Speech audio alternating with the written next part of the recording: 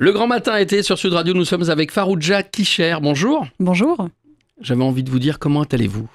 Je vais très bien. Profitez-vous bien de votre été ? Parfaitement. Il a démarré chaudement Ouais. et bientôt quelques jours de vacances, donc c'est parfait. Avant de partir en vacances, vous passez par les studios de Sud Radio pour nous parler de vous et de nous dire combien vous êtes fière d'être française. Vous êtes née en 77 à Roubaix. Oui, tout à fait. Donc Roubaix, c'est une ville avec un fort passé industriel qui a dû faire face à une transformation assez difficile et qui est une ville populaire avec une belle histoire et une histoire aussi émaillée d'un beaucoup d'immigration. J'ai vécu dans un quartier qui est un quartier populaire, avec peu de mixité sociale.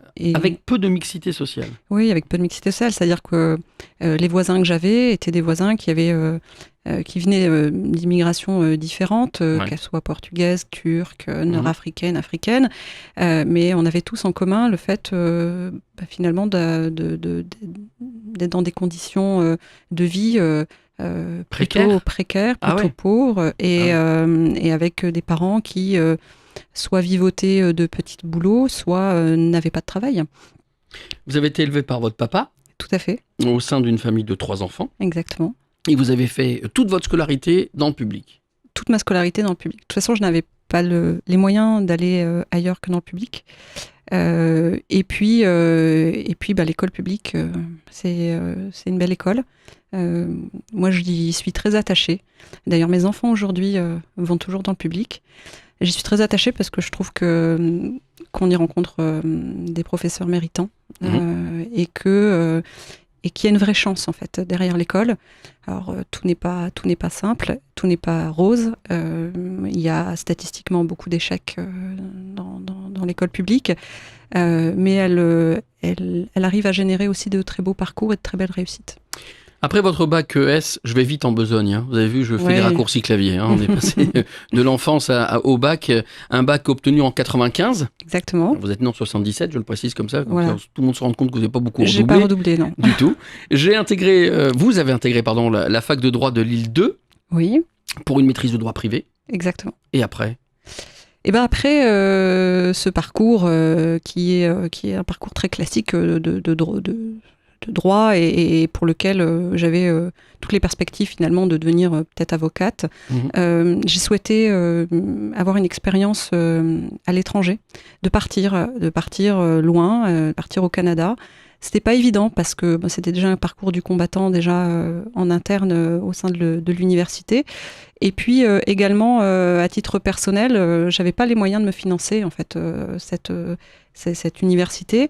J'avais pas les garanties demandées par le gouvernement québécois, donc qui nous demandait d'avoir des moyens de subsistance et que je n'avais pas. Donc j'ai dû faire preuve de créativité. Donc je suis finalement partie.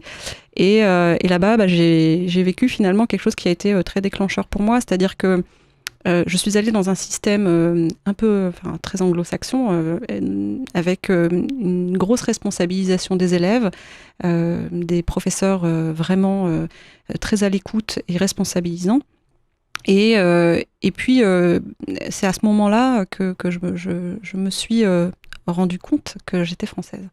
Vous êtes rendu compte que vous étiez française à ce moment-là, c'est important ce que vous êtes en train de nous dire là. Vous êtes rendu compte que vous étiez française ou que vous veniez de France ? Non, que j'étais française, que la France me manquait, que j'avais la culture française, que j'avais une culture différente des gens qui m'entouraient, que j'étais fière d'afficher mon exception française, et en tout cas le fait d'aimer cette langue, d'aimer des sports différents, du baseball ou du hockey sur glace, d'aimer le football. Mais tout ça, vous ne l'aviez pas en France ? Il a fallu partir au Canada pour vous en rendre compte ? En France, durant tout mon parcours, j'ai eu l'impression de devoir être meilleure, de devoir mériter en fait, d'être française. Pourquoi ? Parce que venant de parents immigrés qui eux-mêmes avaient quitté leur pays, qui avaient le sentiment de devoir quelque chose à la France, et ça, même si c'est pas dit, c'est transmis. Et donc, c'est toujours toujours très difficile quand on est en France et qu'on n'est pas allé à l'étranger, et pour moi c'était le cas, de vraiment se sentir complètement appartenir en fait à la nation française. Prise de conscience donc là-bas au Canada, ouais. Retour en France et vous travaillez dans les RH. Oui, alors je suis juriste, Ouais. donc j'ai encore une fois tapé à la porte au bon moment. C'était une concomitance de plein de facteurs. C'est-à-dire que j'avais envie de travailler parce que je ne pouvais pas continuer mes études, c'était plus possible. Je voulais pas faire des études beaucoup plus longues que celles que j'avais faites. Et en même temps, j'avais envie de connaître le monde de l'entreprise. D'aller dans une usine et finalement de faire autre chose que d'être ouvrière dans une usine. Ça, c'était quelque chose pour moi d'assez important. Et vous avez commencé où ? Chez Toyota, D'accord. dans le nord de la France, à Onnaing, sur un site qui est extraordinaire. J'ai appris en 1 an plus qu'en 5 ans dans n'importe quelle entreprise.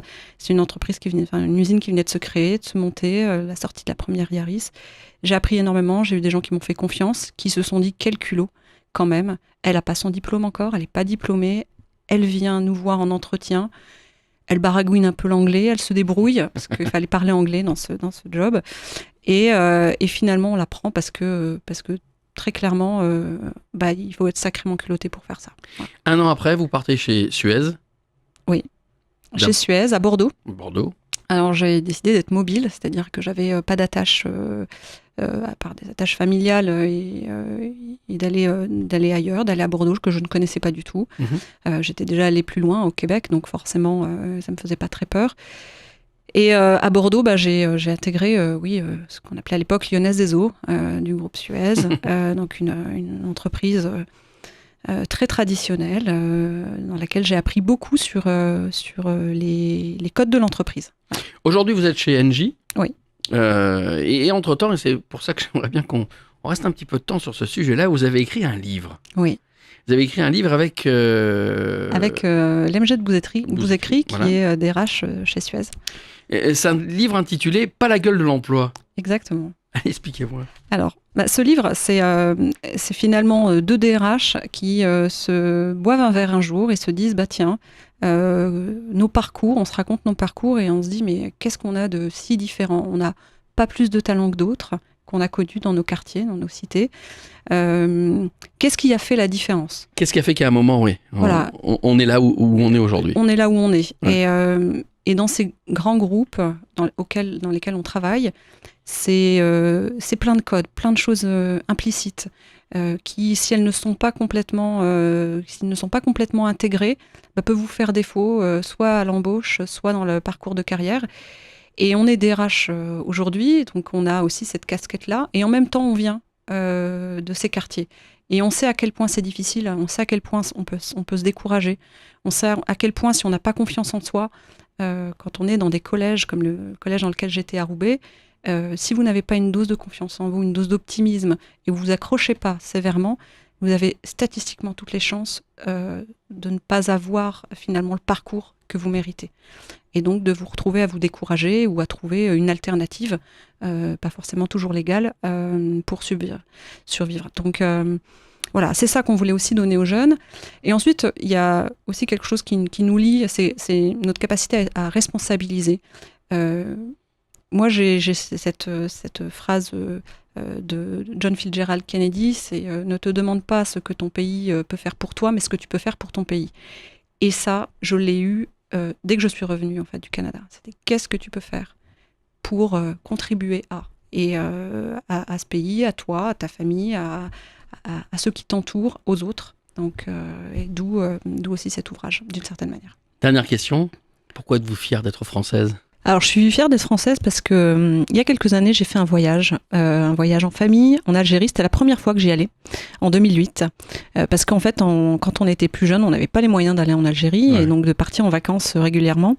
Et donc, j'y suis allée et j'ai compris quel courage il a fallu à la famille pour partir, pour quitter, pour ses enfants, pour l'avenir de ses enfants, ce pays qui est un pays si beau. Ouais.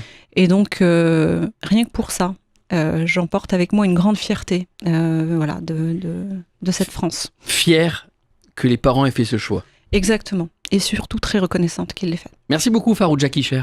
Merci Julien.